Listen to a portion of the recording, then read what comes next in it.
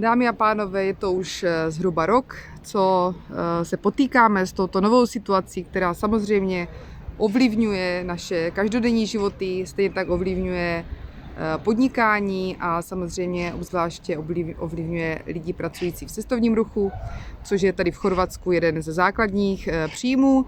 Nicméně z Chorvatska máme nyní dobré zprávy, protože dobré potýkání se s touto nově vzniklou a nečekanou situací přineslo své ovoce.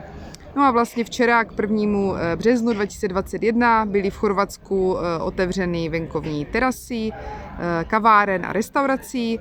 Také byly umožněny nové sporty, které dosud nebyly možné, takže se skutečně v Chorvatsku život pomaličku po drobných krůčkách vrací k normálu.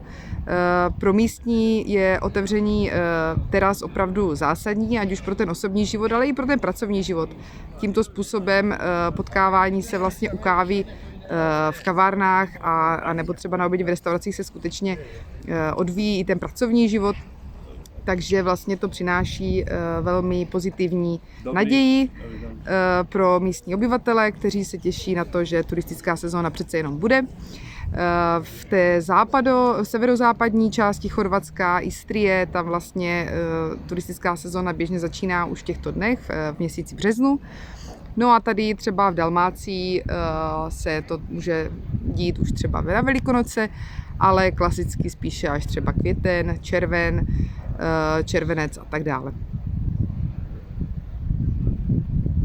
Takže se budeme těšit na to, že tento znovu umožněný městský ruch budou moci brzy zažít třeba i čeští občané, že se situace v Česku zlepší a taky si myslím, že cestování není jenom způsob dovolené ve volném čase, ale cestování je také využíváno třeba ze zdravotních důvodů, protože jak mořský vzduch, moře, tak i vysoké hory, které vidíte za mnou, tady v Makarské vlastně máme pohoří Biokovo, které dosahuje až výšky 1762 metrů.